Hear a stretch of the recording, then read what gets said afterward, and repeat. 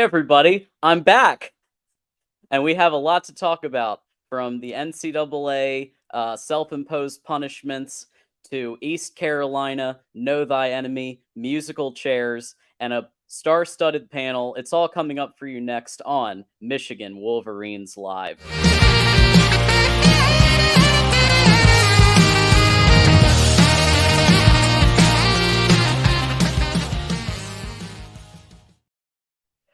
All right.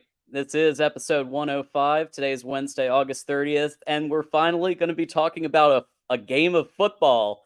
So this is very, very exciting. My name is John D'Adamo, and I'm going to be your host for the next hour. But I don't want to waste any more time except to say, like the video. That's all. Let's like the video, subscribe, share with a friend, let people know that we're here.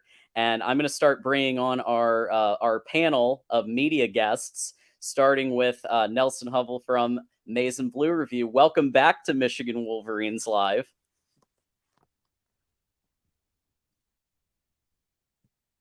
Oh, let's see. Can't hear you all of a sudden. There we go. I got you. There we go. Yep. I'm excited to be back. I know my first time was with Mark, so it'll be my first time with you guys. So I'm excited here. I am too, and we're going to make sure we... Jason, if you don't mind, or somebody, if you could, while I'm doing all these other things, just posting, the Twitter links and MichiganRivals.com and all of that good stuff, so that we can give everybody love and promote everything here. So go blue to you, Nelson, and we're also going to wish a go blue to Tanner Wooten, who's back. Thanks for coming back, man. Go blue. Yeah, go blue, man. We're very close, and I'm very excited. And Nelson, don't feel bad. I do that at least twice a day at my job, being on mute or whatever. You'd think 3 years into the pandemic I would get over it, but I think we all do it. So it's funny. I was sitting there like, I'm gonna remember to turn it off. I'm gonna remember to turn off mute, and I didn't. It is what it is. Well, and thanks, Nelson, by the way, for holding down the fort with Mark Rogers last episode. For those of you who missed it, I was in Minneapolis at a conference, couldn't be on the show. I tried to give some support on chat, but you guys did a great job last week, especially with the silliness. So, of course, I have to start because I did miss out on that discussion. So I have to begin with the the fact that Michigan has decided to self-impose 3-game suspension for Jim Harbaugh and a 1-game suspension for Sharon Moore, OC, who, by the way, the NCAA has said that's cool. He's now done. So the 1 game, great. We're happy with that. He's not going to get any more. So at least that takes care of Sharon Moore. We'll see how it goes with Jim, with the Jim Harbaugh piece. But I would love to hear, maybe starting with Tanner. I'd love to just hear kind of your take on the decision, which, by the way, we called on this program 4 episodes ago. We said this might happen, that Jesse Minter would get picked as game 1 head coach, Jay Harbaugh and Mike Hart as game 2, and Sharon Moore. I didn't have that order, but I did say musical chairs was very possible. So, Tanner, your take first on the decision here. Yeah, I mean, I think I was on last week with Mark as well. I don't know the order of the episodes, but we talked about this, and I before this was announced, kind of knew that this was a possibility, knowing Jim Harbaugh and the amount of future head coaches on this staff. Made a lot of sense in the fact that the teams that are on the schedule are most likely not going to give Michigan too much trouble. So you get the ability to see what a guy like Jesse Minter has. Obviously, Jay Harbaugh has been on almost every position on this staff in his tenure in Ann Arbor. Mike Hart is a guy that's looked at as a future head coach. Obviously, Sharon Moore, I think, has the brightest future of any coach on this staff from a head coaching perspective.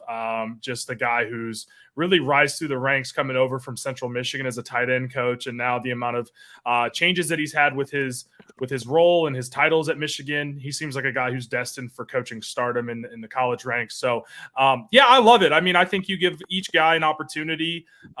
Jesse Minter's dad was a longtime coach at Cincinnati. for a decade from 94 to 03. So obviously a lot of experience there. I believe his dad is an analyst on the staff as well. And then, you bring in Jack Harbaugh, who was a fantastic football coach in his own right. You give Ben Herbert the ability to kind of come on and be on the field for game day as kind of one of the assistant coaches. So I love it. I think it's awesome. And, maybe it can be seen as a slight to their opponents, but this team is so deep and so talented that, unfortunately, I just don't think it's going to matter. And I'm very excited to see how these guys all do, because it's a different responsibility. It's different in your duties on a game day as a head coach versus being a position coach or a coordinator. Absolutely. Thanks, Tanner, for that. And I especially love the Jack Harbaugh decision. I think that was just masterful. And Jim Harbaugh even said, he's been telling me what to do for how many years, and it's worked out pretty well for me. So let's bring him on. But Nelson, what's your take? I'm getting in on this because I didn't get in on this last week, so we're bringing it back. What's your take on this? Well, I think Tanner covered most of it. I think the one thing I wanted to point out, I think that you didn't, that you covered, but maybe that we didn't mention specifically, is how Harbaugh just this week talked about maybe the possibility that Ben Herbert would be serving that role permanently, or that was something he'd been thinking about, And so my expectation is going forward, that's something that he'll probably just hold on to title-wise. I don't know how that will change his day-to-day duties. I just maybe a little bit more responsibility on game day on the sideline there, but yeah. I think it's really just fun, interesting, cool. I think for fans, you get to see what some of these other coaches have. I like the idea of having Kirk Campbell get the opportunity to call some plays this weekend without Moore, which would also have been an interesting event as well, because Moore had his say in the play calling last season, but being the sole handler, so to speak, with Harbaugh's input, obviously, and the rest of your staff, is still it's different. So seeing it from Campbell instead is still a treat. I think very interesting. I'm excited.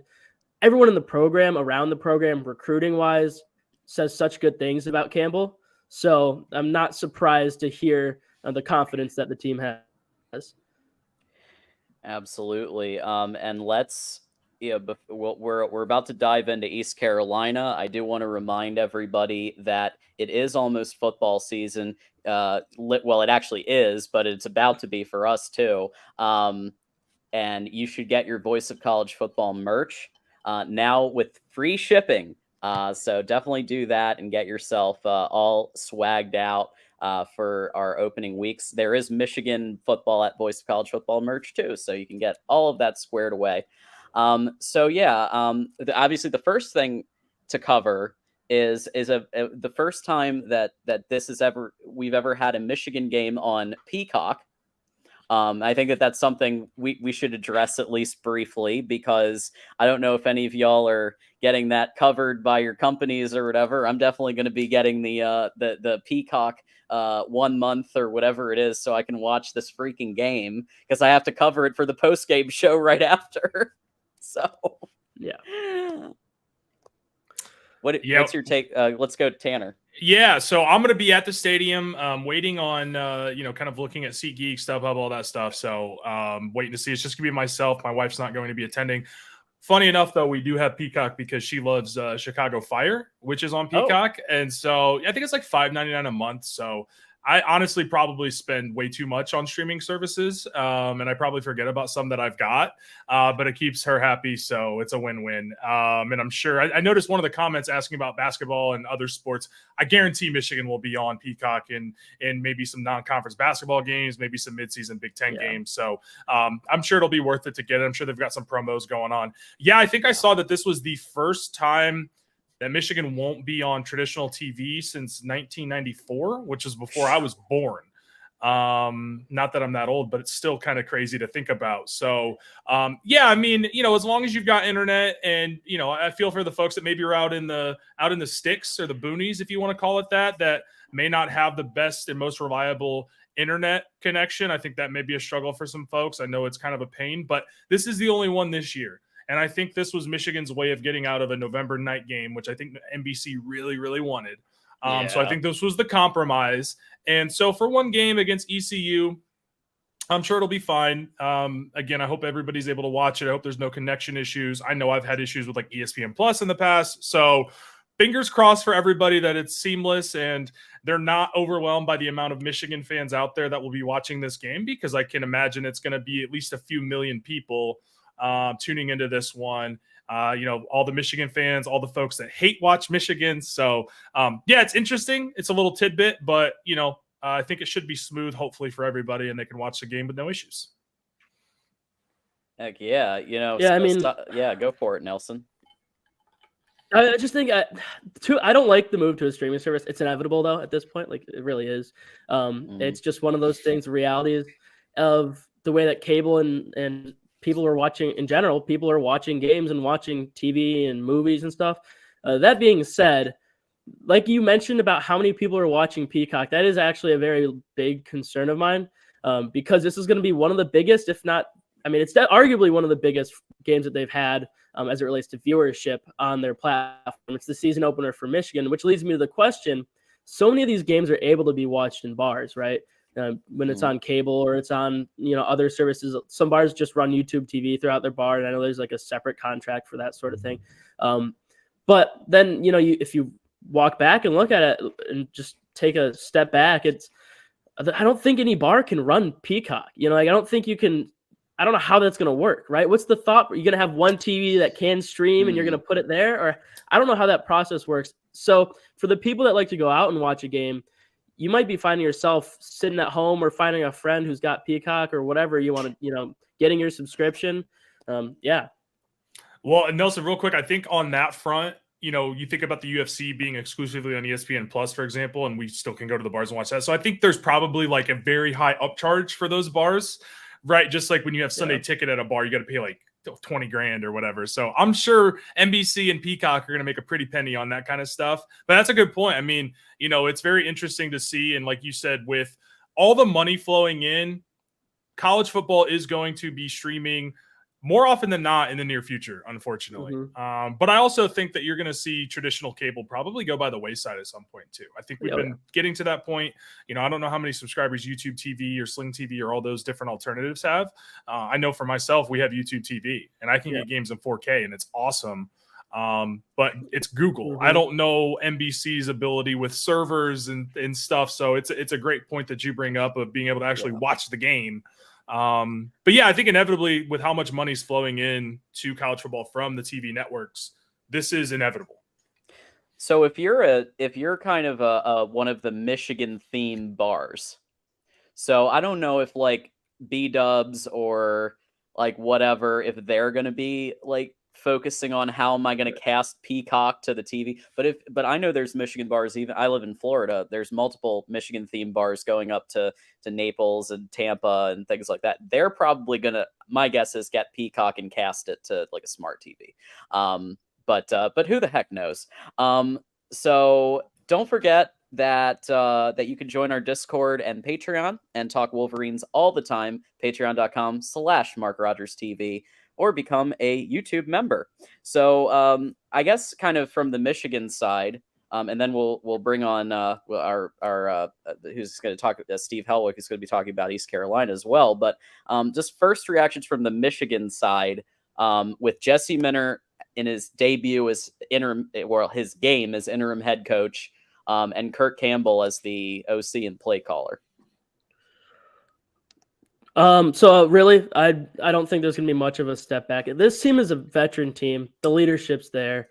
Yeah, Harbaugh has his, decision-making processes, but and Minter will have his, and it'll be different. But I don't think there's going to be a ton of situational football for Michigan. So I don't think it's that big of a concern as it relates to Campbell as a play caller. People are speculating, maybe they'll throw the ball more, and that's a possibility as a quarterback's coach. And if that's what he feels like he wants to do. But I also think that Michigan will lean on the run. Still, Campbell knows that's the bread and butter. That's what they're good at. And it's very, I don't want to say easy, but it's almost much easier to concern yourself with playing the style that the team is more used to than trying to do something that maybe they haven't done before, which is spread it out as much as they have in the past. Yeah, I think, with a guy like Kirk Campbell, who's been a quick ascender through the ranks. Just looking at his stops, he's only 37 years old. He's been at a quite a few different places, but moved up pretty quickly. And obviously, this is his biggest job. He was offensive coordinator at Old Dominion for 2 years. Thought that went okay. I mean, they're not a program that's going to bring in a lot of big time recruits. I think of the guy Taylor Heineke. I think is the only guy that I could probably name from that school, who's been kind of a journeyman NFL quarterback. So, I'm excited to see his progression. Everything that we've heard is that he is a rock star. And when Jim Harbaugh identifies you as one of those guys, he's got a pretty good hit rate. His assistant coaching hires have been some of the best in the country since he's been here. You just think about 2020 to 2021, how much they retooled the staff. And obviously it's paid huge dividends over the last 2 years. So he's obviously a great identifier of talent in the coaching ranks. I have no worries with Kirk Campbell. Obviously it's going to be the Michigan game plan. They're not going to come in and throw it 65 times. They're still going to lean on the run game. But I would like to see JJ throw it a little bit more. I'm hoping that this is kind of the game to let him rip it and build that confidence that, sometimes was lacking last year in the passing game, especially with those deep shots. So I'm very excited to see Kirk Campbell as OC for one game, and also very excited to see Jesse Minter.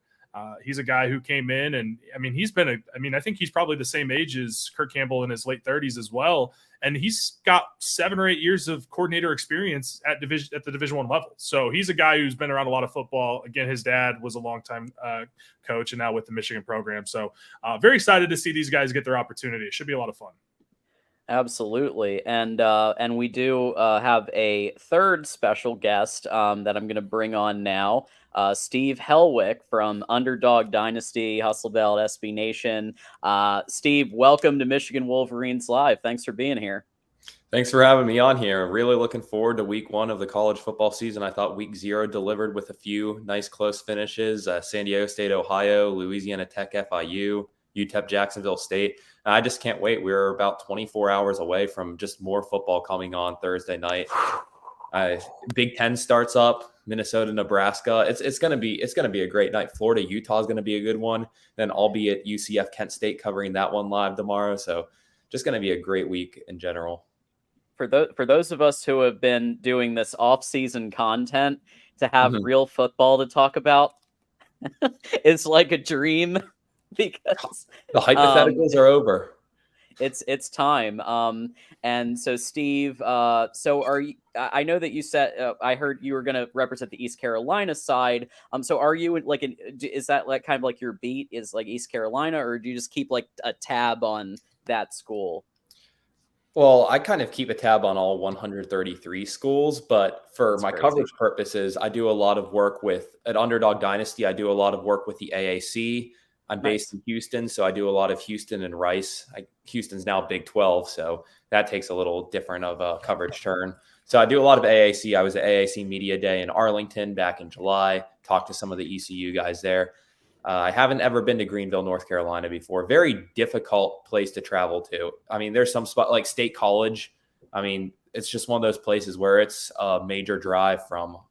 That's a long drive from a lot of the major cities, but yeah, I do that. And I also do Mac for that other outlet listed and Hustle Belt on the screen. So I'm pretty much everywhere. And so as one of the schools that you look at, I'm sure you've looked at Michigan and the situation that Michigan is currently in with what I'm calling the musical chairs approach to head coaching. In this first game here against East Carolina, Jesse Minter as head coach and Kirk Campbell, who did call plays at Old Dominion for 2 years, is OC and play caller for this game. From the Michigan side, what's kind of your take on how it might look, just overall perspective? I don't think it's going to be too big of an adjustment. I think back to Ohio State in 2018 when Ryan Day had to take over the interim role over Urban Meyer, and it didn't really seem like the Buckeyes missed a beat in that regard. And also, I think Michigan has a very favorable schedule to do it. Now, ECU was 8-5 last year, but this is a very different ECU team. They lost so much of their talent, and it feels like they're kind of starting from ground zero. It's going to be a rebuild for them. So for Michigan to have ECU and who else is UNLV and Bowling Green is those first 3 games, I don't think that's going to be challenging because this is, in my opinion, as talented of a Michigan team going into a season as we have seen since in my lifetime. I mean, this probably has the most hype since 06, 07-ish. So coming off multiple Big Ten titles, multiple college football playoff appearances, it feels like a playoff or bust season for the Wolverines, and they have a lot of talent around it. So I don't think there should be anything missed without Jim Harbaugh in these first 3 games. And they've had some pretty easy non-conference schedules in the past 2 years, but it hasn't really affected them because nobody's talking about that come December when they just come off a win against Ohio State and they're coming off a dominant Big Ten championship win. So it hasn't really mattered for them. I will say my take on this first game is it's like the closest you get to NFL preseason in college football, because you literally have an interim head coach, OC, and then the injury piece here. From what we've seen, it looks like Will Johnson is kind of questionable, probably will be kept out because he's kind of going to be needed against teams called Penn State, teams called Ohio State. And so he probably can skip this first game, and Michigan might still be able to pull off a win against the Pirates.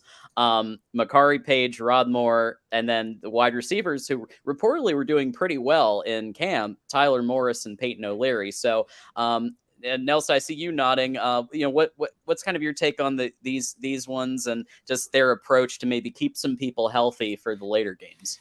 Yeah, well, the expectation is if they were healthy enough to play, they'd probably play them. Like there are guys who will play through injuries in bigger games. Obviously, that's not the situation here.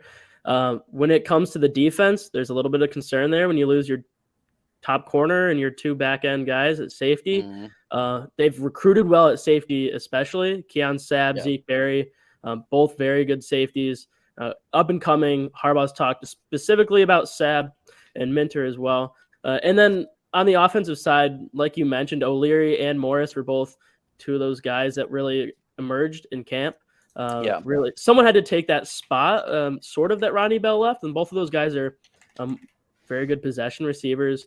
So you're still got Cornelius Johnson, you still got Roman Wilson, and so let's say those guys are out. I look at Darius Clemens as the next guy to play, and I think he could be very good. The talent is there. A little disappointing that I haven't heard enough about him during camp. I'd expect him to be the type of guy who could pop in his second year, but we just haven't heard it yet. But this could be an opportunity for him to do that. So it should be interesting to see, though. I don't think it'll affect Michigan too much offensively. Concerned about communication and the back end on defense. Yeah, and I think Clemens has a soft tissue injury. I think I heard that early on in camp, so I think he's had some boo-boos, as some people call it. So hopefully he can kind of work through that. Steve, the question I had is, we kind of talked about it pre-show, but I believe that ECU's losing quite a few of its top receivers. They lose. I don't know this, but it looks like a guy who, Holton Ahlers had 97 touchdowns in his career. Looked like he played a lot of football. The guy replacing him is a former 4-star in 24/7, Mason Garcia. So do you think there is the ability for Garcia to kind of step into that role and take over? He's been in the program. Looks like he's coming on his 4th year with the program. Is he the kind of guy that can take advantage of maybe some injuries in the secondary where, maybe a guy like Holton Ahlers really could have, but do you think he's got that ability to step into a starting role and play well? Obviously, Michigan's injuries, they're replacing a lot of those guys with high 4-star recruits who are really good football players and really talented. But what are your thoughts on their ability to maybe take advantage of some of the injuries that Michigan has? It's interesting with Mason Garcia because we've really only seen one sustained sample size from him, and that was several years ago in the 2020 season against Navy. And I talked to head coach Mike Houston about this at Media Day, and Mike Houston's only known one quarterback his entire tenure there. That's Holton Ahlers, who was a starter for 4.5 years and is now 11th all-time in passing yards at the FBS. So breaking in a new quarterback is different. But he said that starting with Ahlers and starting with Garcia are different because Ahlers was just thrust into the role right away. And he said Garcia's had many years to mature behind Holton Ahlers, being a backup there in 2020, 2021, and 2022. His sample size isn't great. He's thrown, I think, 38 passes overall, just 179 yards, 1 touchdown, 1 pick. And he's played sometimes in garbage time. He's a big dude, though. Ahlers was a pretty big guy. He was like 6'3", 230 something. And I think Garcia's 6'5", in his 240. So this is a big quarterback there, big, strong guy that they're bringing into this game. And another thing that Garcia is going to have to work with is really a new receiver tandem. ECU had one of the best receiver tandems in the AAC and pretty good one in college football in general last year, having guys like CJ Johnson and Isaiah Winstead really dominate that. Now, Jalen Johnson, the Georgia transfer, he's going to be a pretty good receiver. I think he steps into that number one role this year. So he's going to be someone that is going to test this depleted Michigan secondary if Will Johnson doesn't play. So I think that Jalen Johnson's certainly a name you'll have to watch, and that'll be a safety net for Mason Garcia because that's somebody who knows how to run routes. He's been in these big games before. We saw him contribute just right out of the gate last year in the opener against NC State and sustained that throughout the season. So I think Jalen Johnson's going to be a big name there. And then Josiah Hatfield, he's been like a tertiary receiver for a few years running. He's going to be the other main guy that ECU utilizes in this offense with their new quarterback, Mason Garcia. But breaking in a new starting quarterback against Michigan's defense is probably not ideal for Mason Garcia. I think you'd rather have him start out against an FCS team or something, break in, get a little confident first, because this could be a long day for him. I mean, we've seen how Michigan's treated some new starting quarterbacks in past years. So yeah, I wanted to ask you about the pass defense too. So apparently, from what I understand, even last year when they were, I wouldn't say stacked, but they were definitely pretty talented and they were winning some big games. Their pass defense was one of the areas that maybe wasn't so strong. Where do you think that is in 2023? Because I have to think with Kirk Campbell being quarterback coach and the play caller in this game, they may be wanting to sling the rock a bit if they watch the film and they see, maybe secondary isn't as strong and things like that. So what's kind of your take on that piece for this year? Yes, ECU was a pretty good run defense last year, and they ranked 19th in the country in rushing yards allowed per game, allowing about 112 on a 3.4 average, which was tremendous because ECU had terrible defenses for much of the 2010s. They always have had good offenses, but terrible defenses was what kept them out of bowl season for a long time, from like 2015 all the way through 2020 when they just kept posting 3-9 season after 3-9 season. But defensive coordinator Blake Harrell's really got that run defense going. That's the elite part of the unit. But the passing defense still left a lot to be desired last year. They finished third to last in the country in passing yards allowed. And they lose an all-AAC cornerback in Malik Fleming, who transferred to Houston this offseason. He's going to start for the Cougars on Saturday. They also lost another guy in the secondary, Jere Wilson, who transferred to UCF. So the transfer portal took some of their more talented defensive backs. And those two guys I just mentioned were responsible for 6 of their 11 interceptions last year. So those were the guys that were ball hawking, making plays,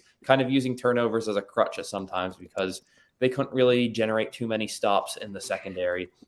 They have almost zero substantial experience returning at cornerback.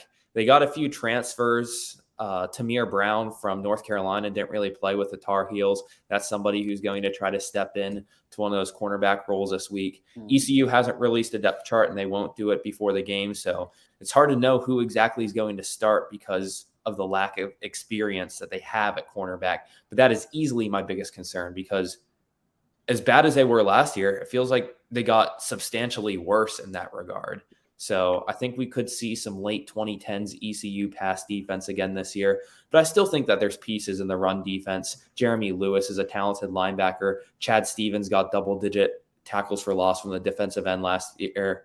And Michigan's run a 68-32 run split in non-conference games the last 2 years.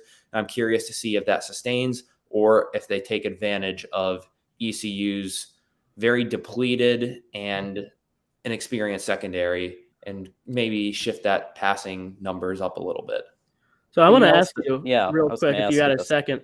So the only guy that I really saw returning on that defense in the secondary was Julius Wood, who is a very good run defender at the safety position, plays in the box a lot, but he had 2 interceptions, 6 PBUs. So, what do you see? Like, what do you expect out of Wood? Is he going to play in the box more? Is he more of a downhill safety, or are we going to see him in zone, dropping back or man? Like, do you know what his game is specifically? Yeah, I think you're going to see him in the box more. He's a pretty good run stopper. More, I'd say, at like not exactly like behind the line of scrimmage, but maybe at like the next level there. And you're going to need to stop Michigan's offensive line is going to have an overwhelming advantage over ECU's defensive line. That duo of Blake Corum making his return and Donovan Edwards. It's going to be tough, and he's going to need to be one of the last lines of defense for those Donovan Edwards breakaway runs that we saw so often last year in the Ohio State game, the Big Ten championship game, and even when he had over 100 yards against TCU in the Fiesta Bowl. So I think Julius Wood's going to be that last line of defense that's really needed to stop those Donovan Edwards breakaway carries or Blake Corum in the run game. But yes, he's going to also need to play a role in zone coverage.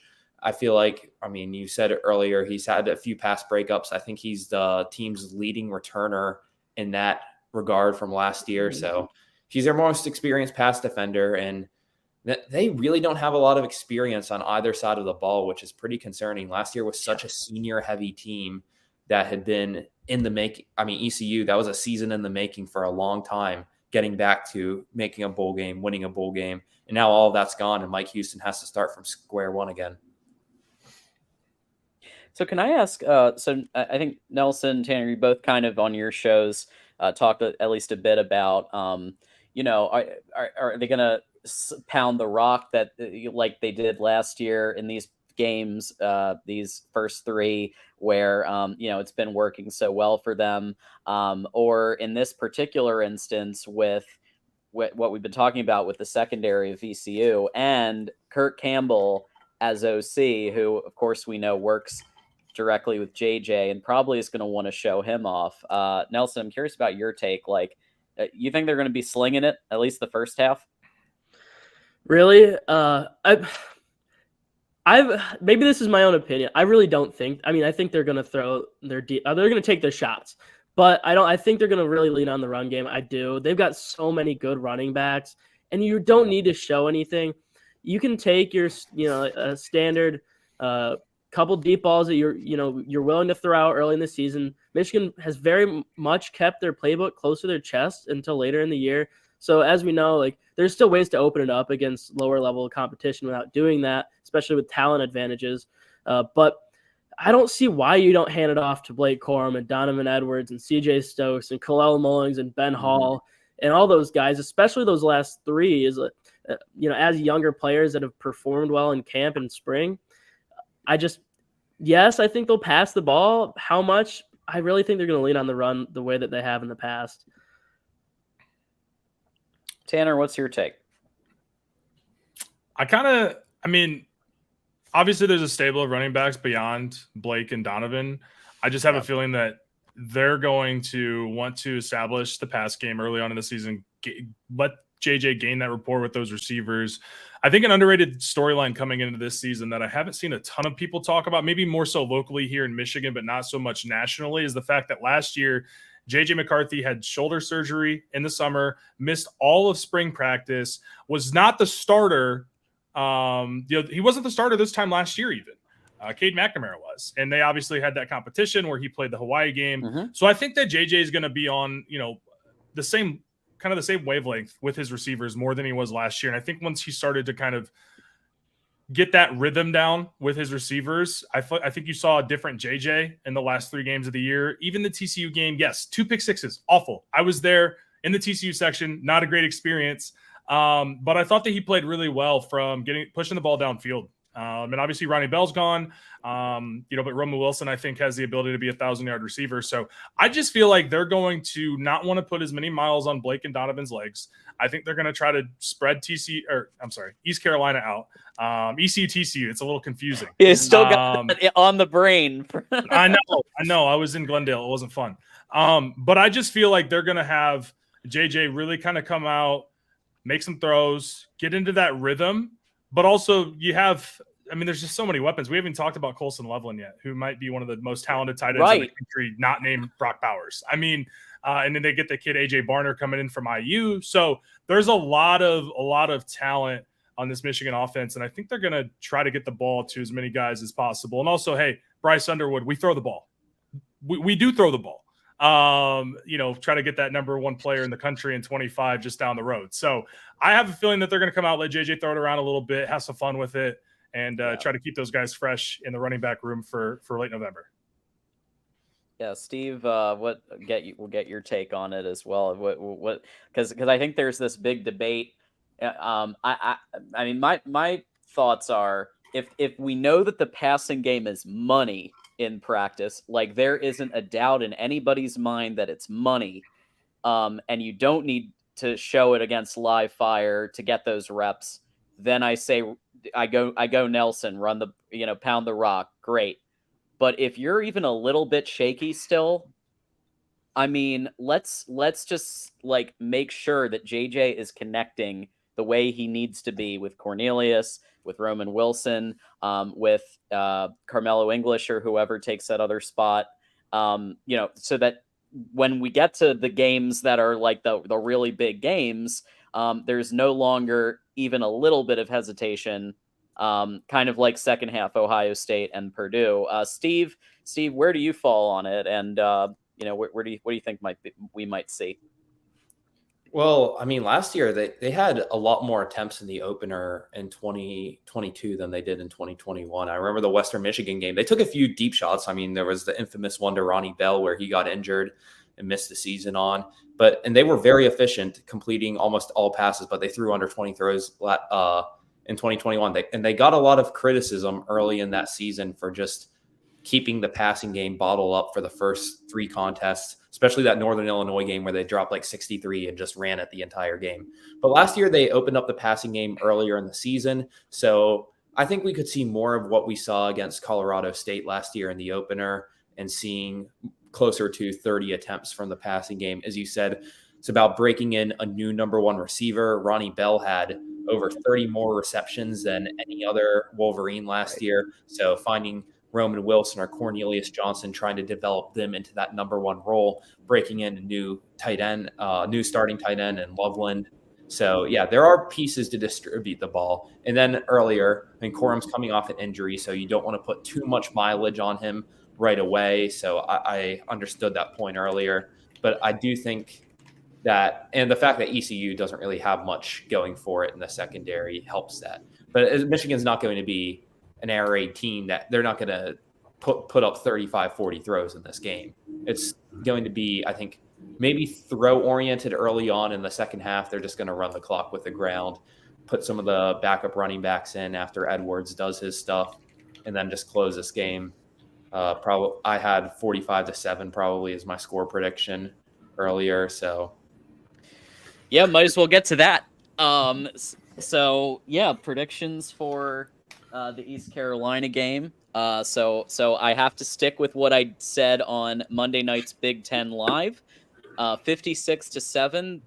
Michigan's defense allows a garbage time feel good touchdown, like the second touchdown against Iowa last year with Spencer Petras. So and Steve, you had yours.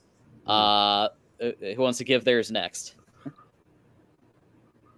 I'll go. Tanner? I'm thinking 59-10. Okay. Obviously a lot of, some injuries in the secondary, but there's a lot of talent back there behind some of those guys.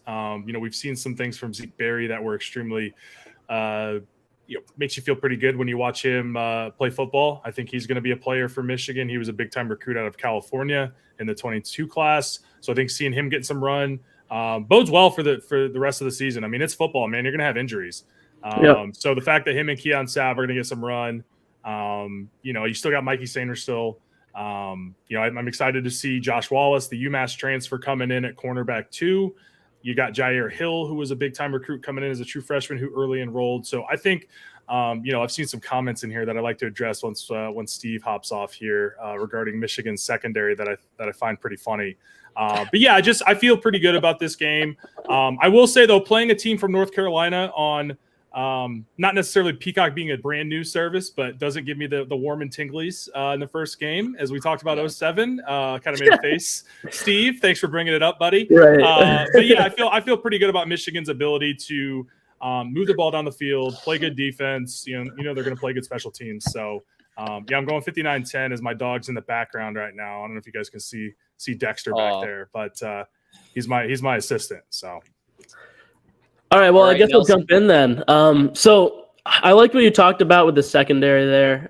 I also wanted to mention Jaden McBurrows was one of those guys. Yeah. You mentioned right up there with Burrows. Jair Hill, right behind. It seemed to be behind Wallace. So, and McBurrows has played well in the sparing time that he got. Not last year, but I believe the year before. He had a season-ending injury last year. I think he tore his ACL. So the concern there, my score is 55-13. I think Michigan will have a couple field goals. 7 touchdowns. That's about the math was my thought, and a couple field goals. Where I think the deep ball is going to be there sometimes. If I just have a feeling there's going to be a couple miscommunications, it's going to be if Garcia can capitalize on that.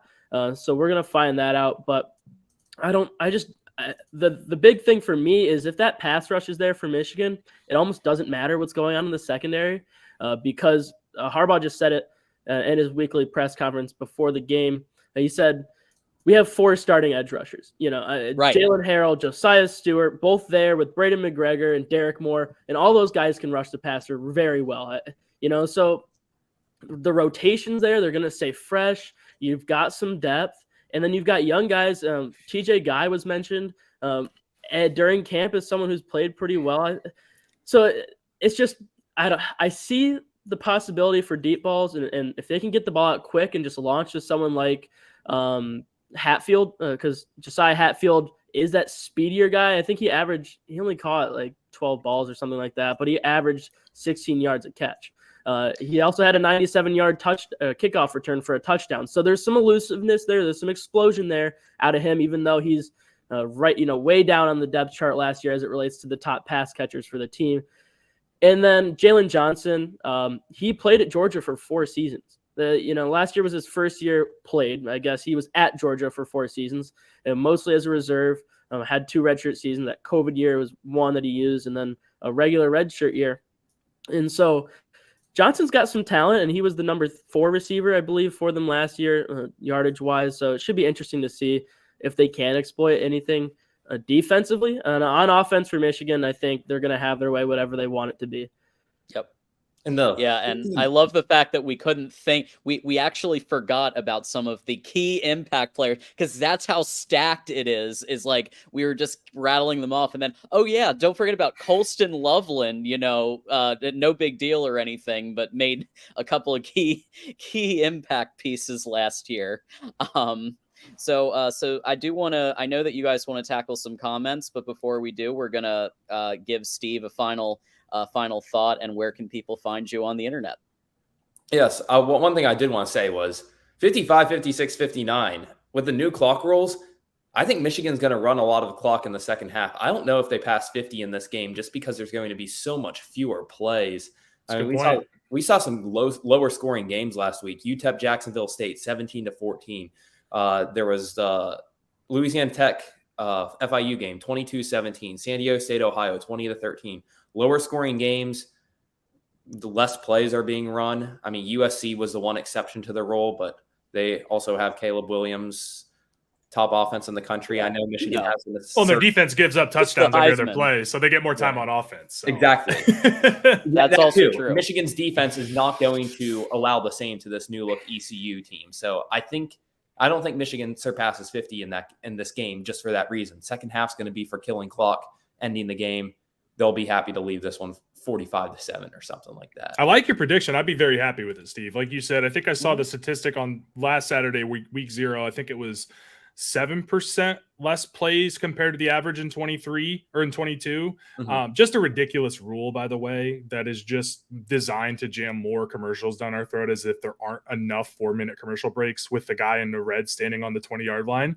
I'm going to be very fired up Saturday watching that guy come out onto the field, even though it's not his fault. Just a ridiculous rule change, but you make a great point. I'll have a little bit of pushback to disagree with you guys on that a little bit. The running clock, Notre Dame is a pretty run-heavy team. I watched that game against Navy. They threw it a little bit. I think they're going to be pretty similar offensively to the way that Michigan plays. I think Hartman maybe threw it a little bit more, kind of trying to showcase him for some Notre Dame fans and some fans there in Ireland.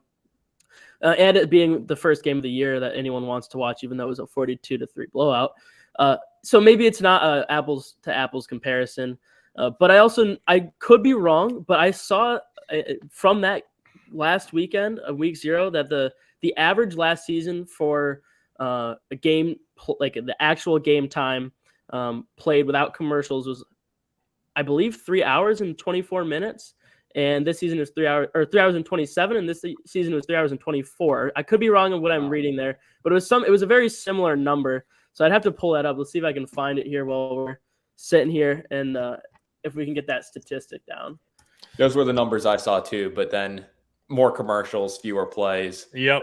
It's not improving the experience. It's not player safety driven. They can say that, but we call a spade a spade. I do think, though, as kind of playing devil's advocate, I think Michigan last year they all run together at this point, but those first 3 non-conference games, and I think ECU is probably the best program of the last 2 seasons of non-con. But I do think that they are, losing a lot of guys, and last year was kind of their, year, so to speak. But I think Michigan was up 45-0 at half against UConn, and UConn ended up going to a bowl game. So UConn was not a terrible team last year under Jim Mora Jr. So I don't know how that happened. But I do think that, I don't know. I don't want to play the middleman here, but I could see it, not really affecting Michigan, but I could also see Michigan being content with running the ball, getting some of those younger guys in the backfield some carries, and, getting some of those younger guys in the field all over the place. Well, Steve, I think we're going to do a couple minutes of addressing knucklehead comments. So if you wanted to dip out, just let us know where people can find you on the internet, and a couple of places it seems. So my handle's right there, Steve Helwick, S_Helwick on Twitter. I'll talk all 133 teams. My work's on the SB Nation platforms, Underdog Dynasty and Hustle Belt. A lot of AAC Matt content there. A lot of Houston Rice, and then next 3 days, you'll see me in 3 different stadiums. Last week, I was at Ohio San Diego State week 0. This week, I'm at UCF Kent State tomorrow. Then I go down to Miami for Miami versus Miami on Friday. Ooh. Then I fly back to Texas for Houston UTSA Saturday night. So it's going to be an action-packed 3 games, 3 nights here. Well, good luck. Pack some Red Bull or whatever you need to do to get through that situation there. And I really appreciate you coming by Michigan Wolverines Live for our East Carolina preview. So thanks, Steve. Thanks, appreciate it. All right. Not applicable, Tanner. I think this is the one that you were talking about. Yeah, he was in the chat last week when I was on with Mark and had some things to say. What secondary issues other than precautionary keeping Will Johnson and Rod Moore out? Like what are we talking about here? Will Johnson is a top 5 pick in the NFL draft if he's eligible this year. Yeah. Rod Moore is one of the best safeties in college football. Mike Sainristil, who you remember had a big play, multiple big plays in the shoe, had multiple big plays as a receiver in 2021 in the big house. Question marks at edge. Yeah. I guess, if the guys don't develop, but Larry Johnson's not coaching them. So I think it's going to be okay. The only thing that would really scare me is if Lathan Ransom was starting in Michigan's secondary. That would be a cause for concern.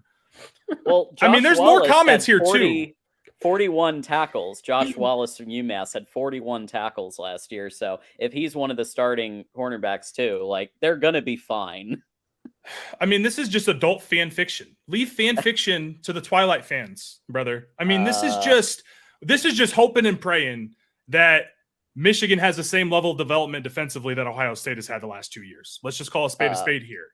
So let's hit this one because this is so who's calling the game is Mike Tirico is doing, which by the way that makes me happy. Mike Tirico, the NFL guy is doing play-by-play for Michigan's home opener with Chris Sims and Lewis Johnson on the sidelines for a Peacock game. So they are bringing out some A players for the Peacock game.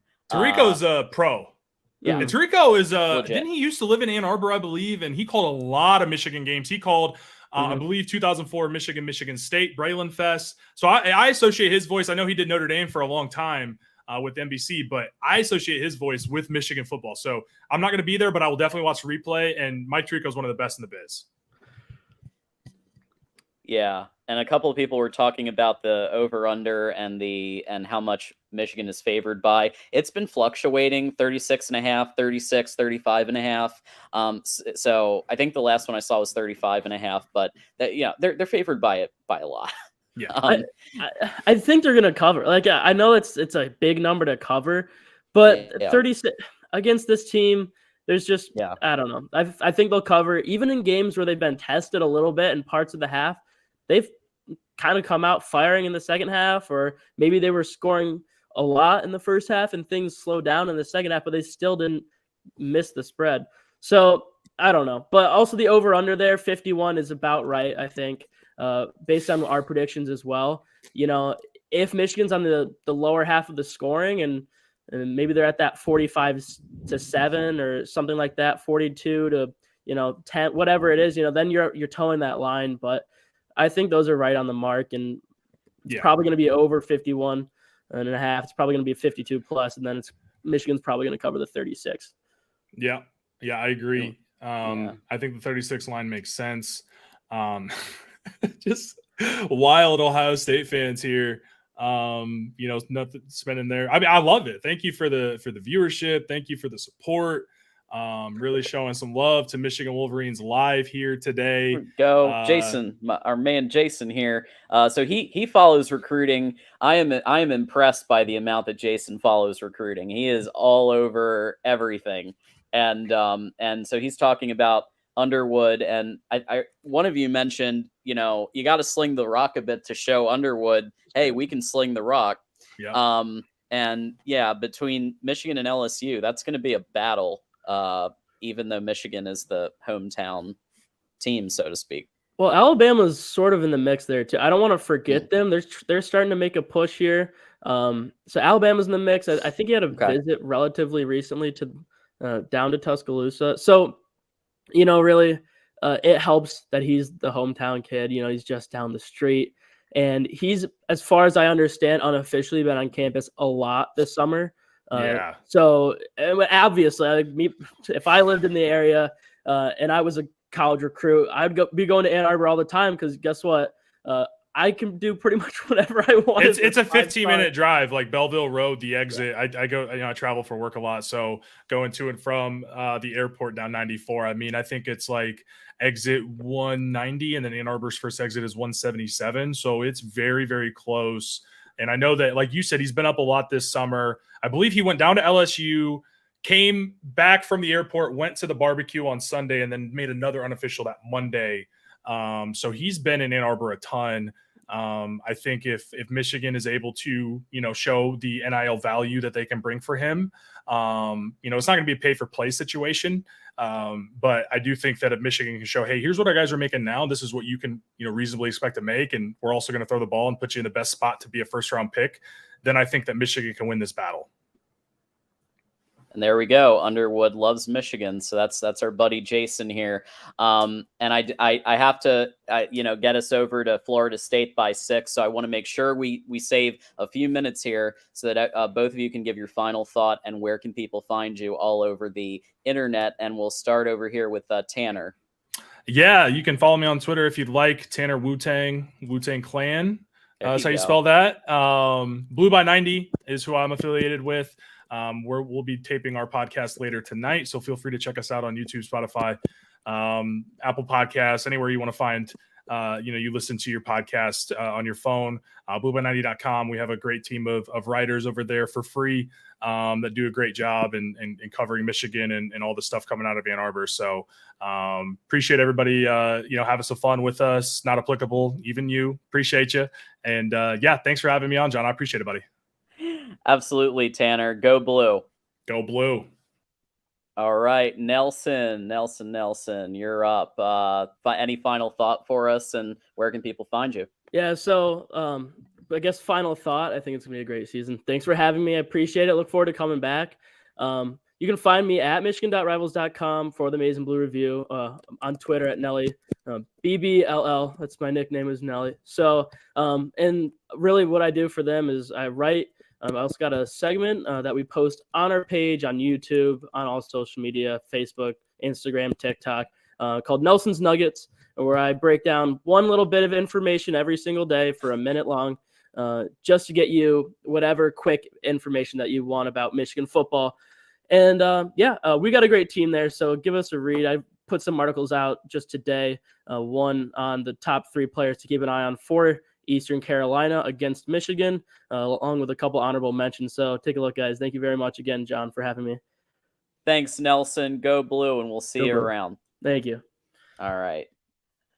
Okay, with the 3 minutes I have left, let's get some housekeeping taken care of. Don't forget to do, when you're doing your shopping on Amazon, why not use Mark Rogers' link and get him a couple of bucks? You might as well. You're already doing shopping on Amazon. Just click the link in any description section and help Mark out. Not only that, but we have a few shows that we want to make you aware of. So Saturday, after the Michigan game, Michigan Post-Game Live returns right here to Michigan football at the voice of college football.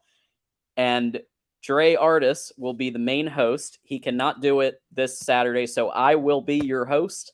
And 2 new things about Michigan Post-Game Live. Number 1, we're going to be actually looking at X's and O's on a couple of key plays every game.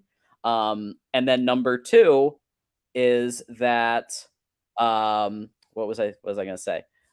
Number 2 is that we are taking calls. Yes. So for the first time ever on Michigan Post-Game Live, we will be taking your phone calls at the end. Once we give our reactions to the game, look at a couple of plays, we will take a few phone calls to get your thoughts on what you saw on Peacock for Michigan and East Carolina. Every Monday, 6 to 10 p.m. Eastern, we have Big Ten Live. Mark Rogers hosts 6 to 8, and then I take the Ocho from 8 to 10 and do a panel discussion. And 30-Minute War, Tuesdays at 8 p.m. Eastern with myself and Buckeye Mike. And finally, there's just so much to talk about.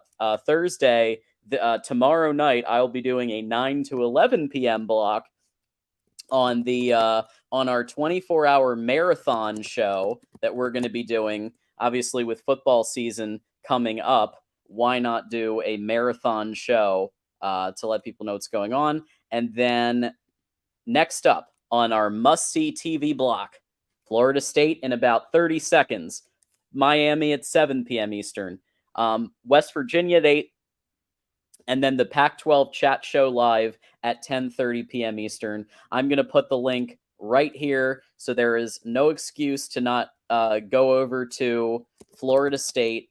Let them know that John sent you, that Michigan sent you.